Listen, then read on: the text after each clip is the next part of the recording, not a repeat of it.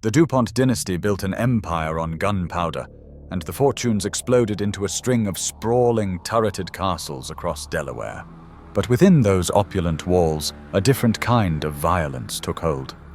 Why does this royal American family have more secretive deaths, mysterious accidents, and hushed-up tragedies than any other? In 1802, a French exile named Eleuthère Irénée DuPont arrived on American shores carrying nothing but chemistry knowledge and aristocratic ambition. He established gunpowder mills on Delaware's Brandywine River, a serpentine waterway that would become the beating heart of an industrial empire. Within mere decades, the DuPont name controlled nearly all American explosives production, a monopoly built not on innovation alone, but on the insatiable appetite of a young nation constantly at war. The irony cuts deeper than any blade. This fortune, created from the precise science of controlled explosions, could not protect the family from their own volatile product. Between 1802 and 1921, 288 documented explosions tore through DuPont facilities. Over 228 workers died in these blasts, blown apart, burned beyond recognition, buried in mass graves when their remains could be gathered at all. Many victims were children, the youngest employees, small hands perfect for delicate powder work, earning pennies while their bodies remained vulnerable to instant obliteration. The mills themselves were designed with a cruel calculus in mind.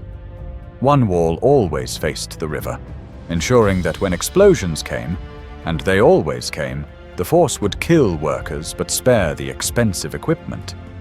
This was the mathematical brutality that built American industrial might. The DuPonts didn't just profit from war, they engineered it into their very architecture, into the placement of walls and the bodies of the expendable. This is where the dynasty truly began. Not in ballrooms or boardrooms, but in the split second between ignition and annihilation, repeated 288 times across a century. By the 1850s, Delaware wasn't just home to the DuPonts. Delaware was the DuPonts. The family had woven itself into every thread of the state's social fabric until it became impossible to distinguish where Delaware ended and the dynasty began. At the height of their power, DuPont companies employed 1/10 of Delaware's entire workforce. 1 in every 10 families depended on a DuPont paycheck to survive. The family owned newspapers, they controlled banks, they populated the state legislature with their relatives and allies. When Henry DuPont led the company from 1850 to 1889, he didn't just expand the business westward to California. He expanded the family's grip on power itself. His son, Henry Algernon DuPont, a Civil War Medal of Honor recipient, served as United States Senator from Delaware between 1906 and 1917. The family's reach extended from factory floors to the Senate chambers. In downtown Wilmington, the Hotel DuPont stood as a monument to this absolute control. Connected to company offices, surrounded by DuPont law firms and banks bearing their name, the hotel formed the beating heart of an economic ecosystem that answered to a single family. There was no independent oversight, no outside investigation, no competing power structure. When workers died in explosions, company officials conducted the investigations. Company representatives comforted the grieving families. Company-owned newspapers reported the accidents with careful, measured language that never questioned safety protocols or assigned blame beyond unfortunate incident or industrial accident. The DuPonts were judge, jury, and chronicler of their own tragedies. This wasn't conspiracy. It was simply the natural order of things in a company state. The family's philanthropy reinforced their control. They financed Delaware's public school system, particularly funding education for black students when segregation still ruled.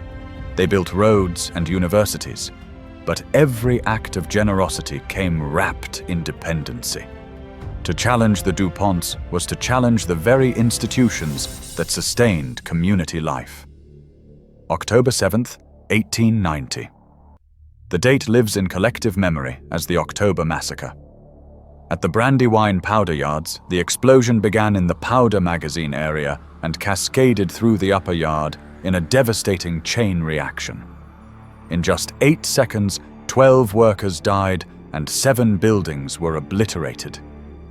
An enormous crater tore open the earth where men had stood moments before.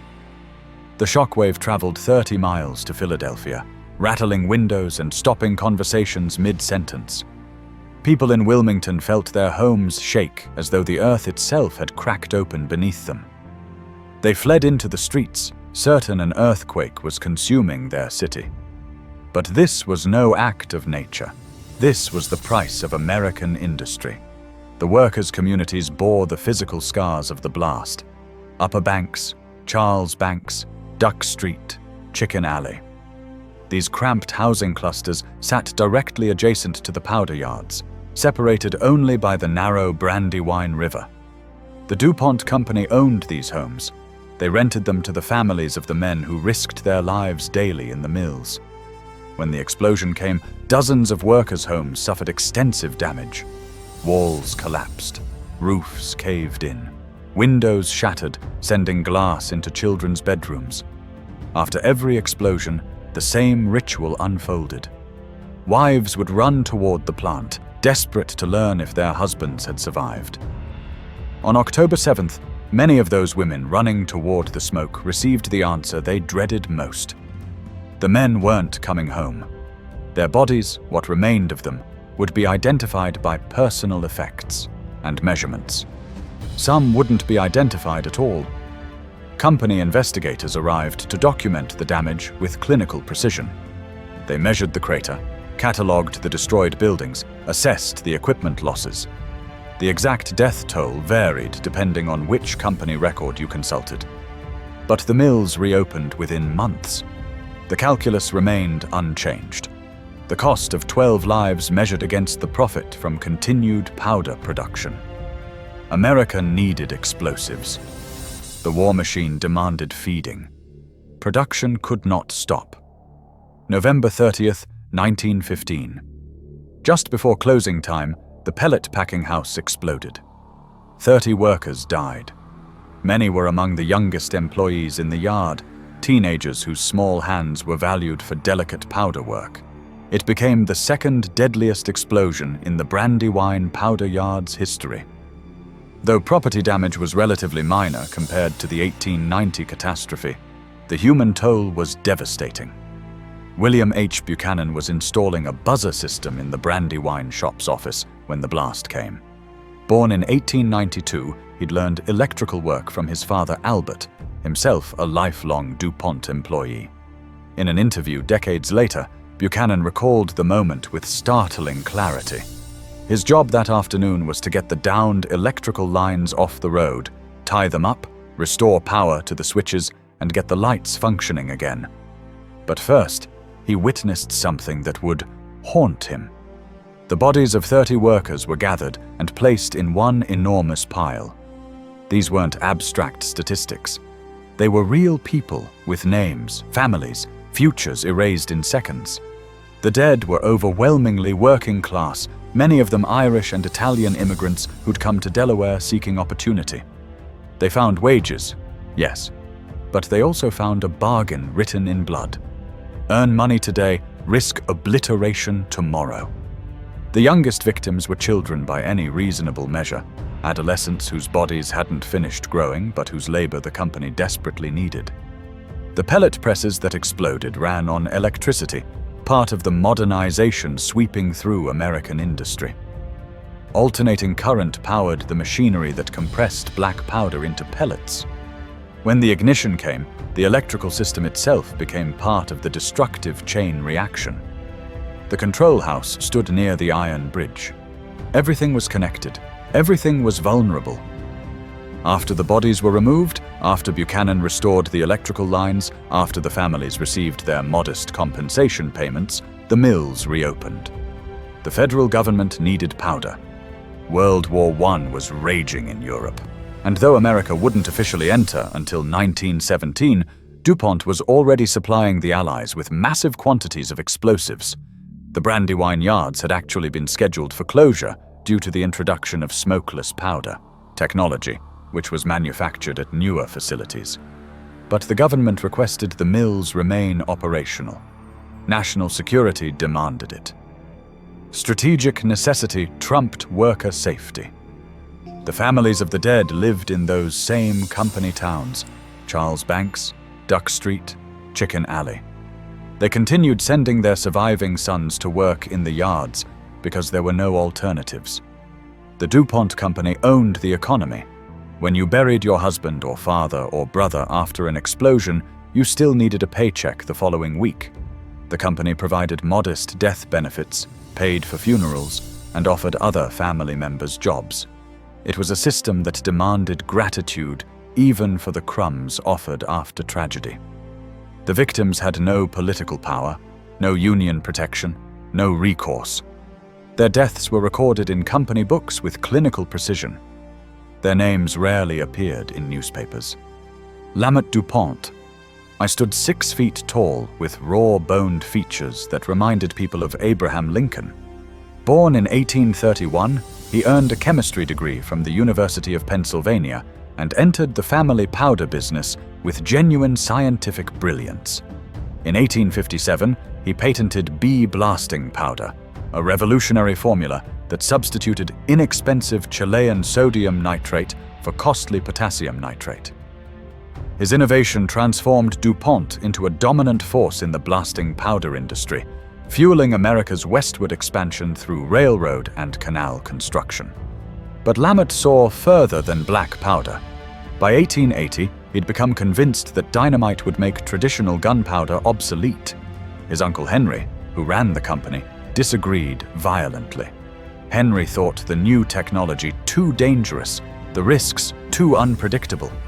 So Lamet did something nearly unthinkable for a DuPont. At age 49, he resigned from the family company and founded his own firm, the Rapauno Chemical Company, on the Delaware River near Gibbstown, New Jersey. The plant took its name from nearby Rapaupo Creek, though Lamet thought Rapauno sounded more elegant. He moved his family away from their ancestral Brandywine roots to a large home in Philadelphia. He established company offices downtown and commuted to the plant daily via company ferry across the Delaware River. The DuPont family maintained financial interest in Rapauno, but kept it at arm's length. They supported Lamet's venture without directly involving themselves, hedging their bets on new technology they still considered fundamentally unstable.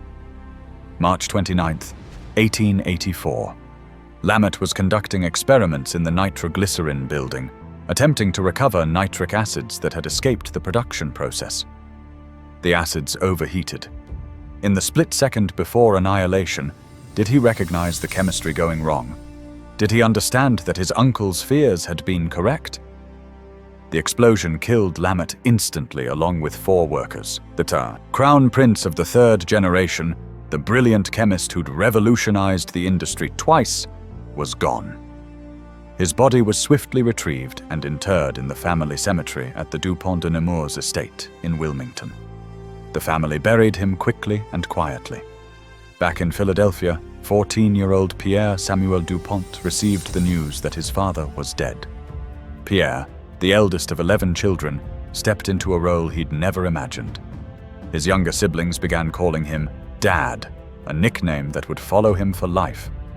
The boy who should have enjoyed a privileged adolescence instead became the family patriarch overnight, managing household affairs, caring for his mother and 9 younger brothers and sisters. The explosives that had built the DuPont fortune had now claimed one of their own. Uncle Henry's prediction had come true. The new technology was too dangerous. But the lesson the family learned wasn't to abandon high explosives. It was to be more careful, to implement stricter protocols, to accept that fortune building required sacrifice, even when the sacrifice wore the DuPont name. After Lamet's death, the company took controlling interest in Rapauno. The work continued.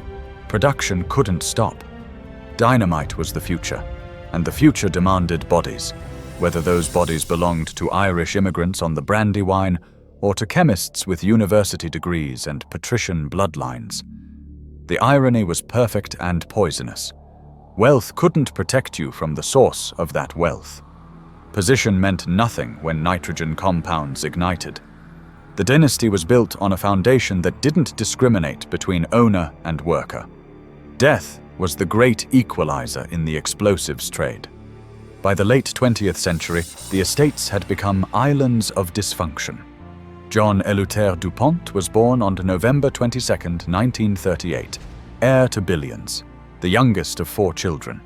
He grew up on the 800-acre Lisseter Hall Farm estate, a replica of President James Madison's Montpelier, built in Newtown Square, Pennsylvania. The property was a wedding gift from his maternal grandfather, William Lisseter Austin, an executive of the Baldwin Locomotive Works. His parents divorced when John was just 2 years old. His father, William DuPont Jr., known as Dirty Willie for his rumpled, unwashed clothes, remarried tennis champion Margaret Osborne and essentially vanished from his youngest son's life. John would later tell reporters he spent a lifetime looking for a father. His mother, Jean Lisseter Austin DuPont, retained custody and raised him alone at Lisseter Hall. A formidable woman, she bred champion Guernsey cattle, Welsh ponies, and show beagles that dominated competitions at the Devon Horse Show for over half a century. The animals seemed more skilled at pleasing her than the boy. She looked down on wrestling, calling it the sport of ruffians. John's older siblings left the estate early in adulthood, leaving him increasingly isolated with his mother and the servants who staffed the property. She instilled in him a deep belief in his elite status, warning him never to trust outsiders. With servants, she explained, there was nothing to fear. Their allegiance and loyalty was bought and paid for. On the 3rd floor of Lisseter Hall, John kept his treasures. His mother purchased extensive collections of bird eggs, stuffed birds, and elaborate dioramas depicting the 4 seasons in Delaware, complete with painted backdrops and real foliage. Friends who visited as children remember being awed by this private museum. But they also remember something else. The collections weren't really his. They were bought for him by his mother, arranged by professional naturalists and taxidermists, displayed for his pleasure, but not earned through his own expertise. When Jean DuPont died in 1988, John's mental health collapsed. Days after her funeral, he moved from his smaller residence into the main house and renamed the estate Foxcatcher Farm, after his father's famous thoroughbred racing stable. It was a tribute to the father who'd abandoned him, a desperate reach for masculine connection. He transformed the property into an Olympic wrestling training facility, recruiting world-class athletes to live on the grounds. But isolation and wealth had already poisoned something fundamental inside him. The boy, raised among servants and dioramas, taught that everything could be purchased, had become a man who believed reality itself could be bought and controlled. January 26, 1996. The afternoon arrived cold and grey as death itself. At 2:41 p.m., John DuPont climbed into his Lincoln town car with security consultant Patrick Goodale in the passenger seat. They drove down the tree-lined driveway of Foxcatcher Farm toward the cottage where Dave Schultz lived with his wife, Nancy, and their 2 young children. Dave Schultz was 36 years old, an Olympic gold medalist from the 1984 Games, 7-time national champion, beloved coach. He was working on his car in the driveway when DuPont's vehicle pulled up. Snow and ice covered the ground, remnants of January storms. Dave greeted them casually. These were familiar faces. John was his employer, his patron, the man who'd funded his Olympic dreams for nearly 7 years. DuPont lowered his window. He asked a single question. "You got a problem with me?" Before Dave could answer, DuPont raised a .44 Magnum revolver and fired 3 shots. The first bullet struck Dave's chest. The second hit his arm. The third entered his back as he turned away. Dave Schultz collapsed in his own driveway while Nancy watched in horror from inside the house. DuPont pointed the gun at Goodale, then at Nancy, asserting his dominance over witnesses frozen in shock. Then he drove back to his mansion, barricaded himself inside, and began a 48-hour standoff with police.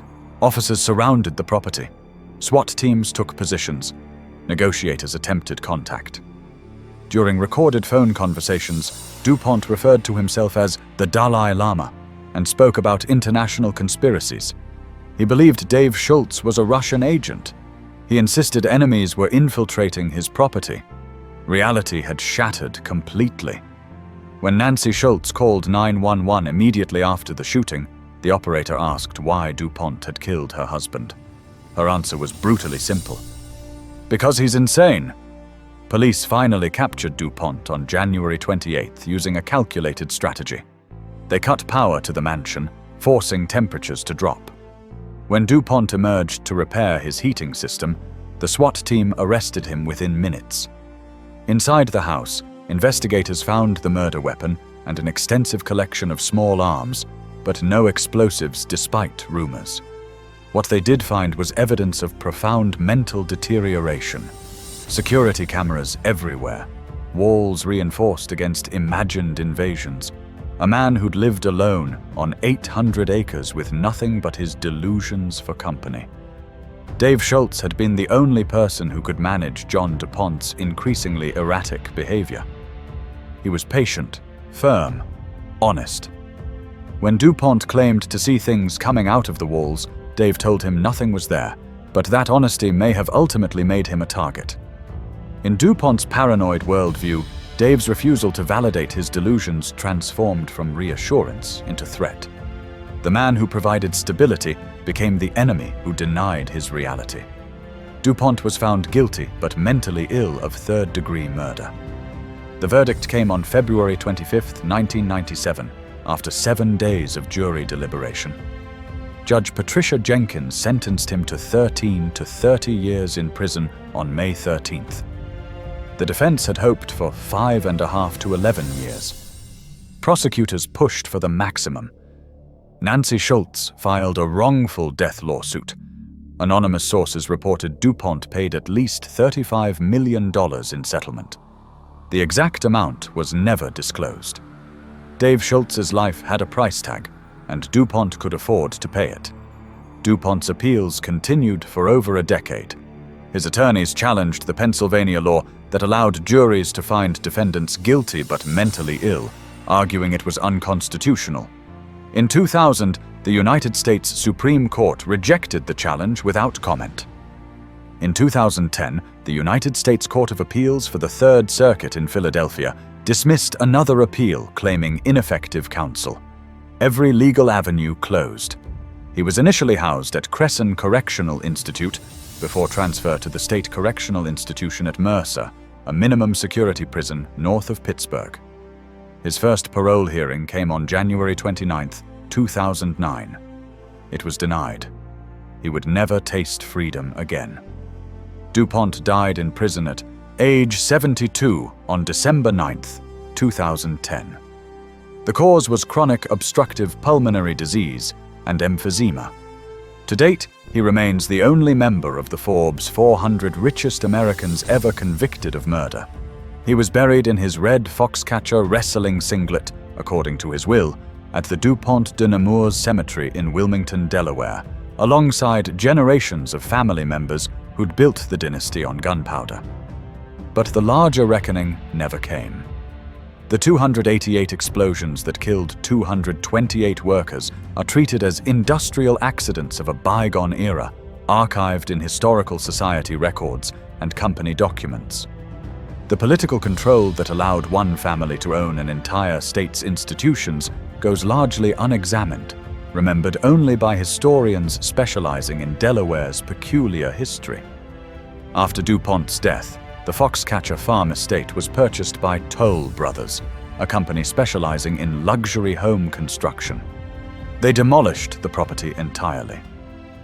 The 90-year-old Lister Hall mansion where DuPont grew up was razed in January 2013, The wrestling facility where champions trained, the outbuildings where horses once bred, the gardens where a lonely boy collected bird eggs. All of it reduced to rubble. In their place rose a luxury development called Licita, returning to the estate's original 1922 name. 449 homes marketed to affluent buyers seeking mainline prestige. Prices ranged from $600,000 to $1.1 million. The tragedy was marketed as heritage.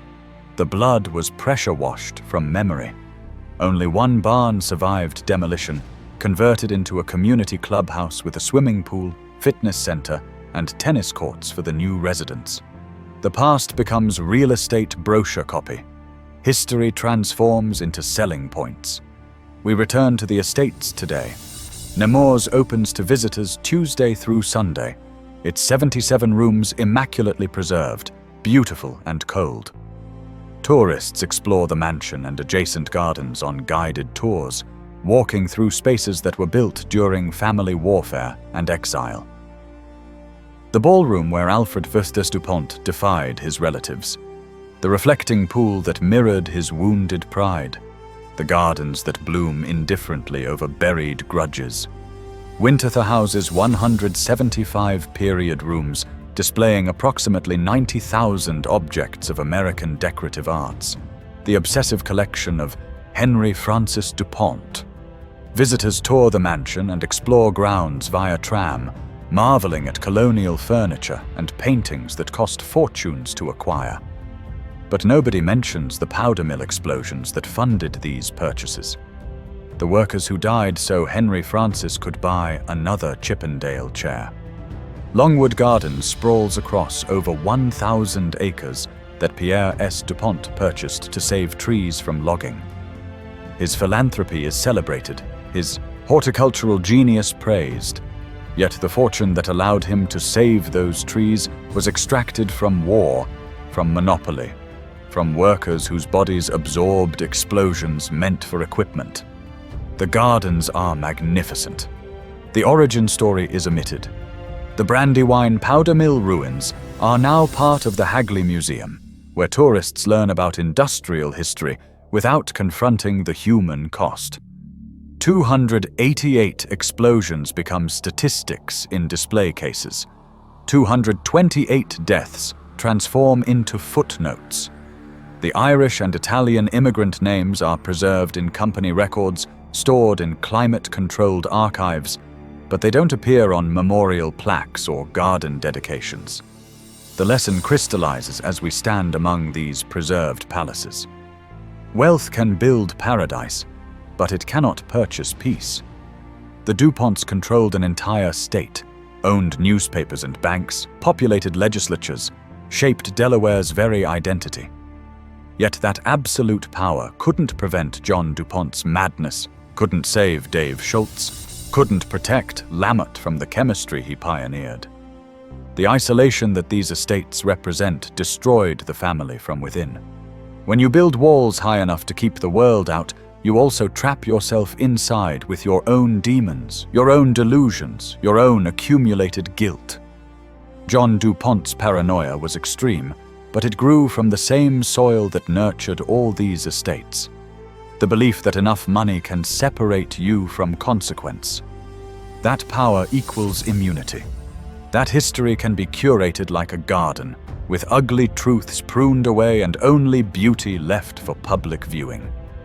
These magnificent estates are monuments to the most magnificent delusion, that you can build a kingdom on gunpowder and call it civilization, that you can employ 1/10 of a state's population and call it philanthropy, that you can bury 228 bodies and call it progress. The DuPonts tried to write their own history through architecture, through preserved rooms and manicured landscapes. They succeeded in creating beauty, but beauty without truth is just another kind of lie, spectacular and hollow. The estates stand today as warnings dressed up as attractions. Come marvel at the chandeliers while forgetting the hands that hung them. Photograph the fountains while ignoring the blood in the water supply. tour the bedrooms where paranoid millionaires slept alone in palaces designed for dynasties that tore themselves apart. The curse was never supernatural. It was always just the simple human inability to build anything permanent on a foundation of violence and isolation. Gunpowder guarantees neither immortality nor redemption. It only promises that what you build will eventually explode. If this story of America's most powerful dynasty shocked you, shattered your assumptions about old money and gilded estates, then we need you to do something. Hit that like button right now.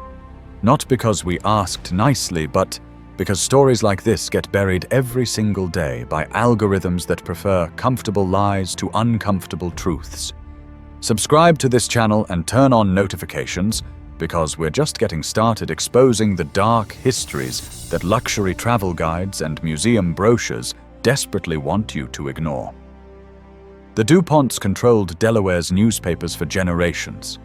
Don't let modern platforms bury these stories the same way. Share this video. Make it impossible to ignore. The dead deserve to be remembered, not archived. Hit like, subscribe, and let's keep digging.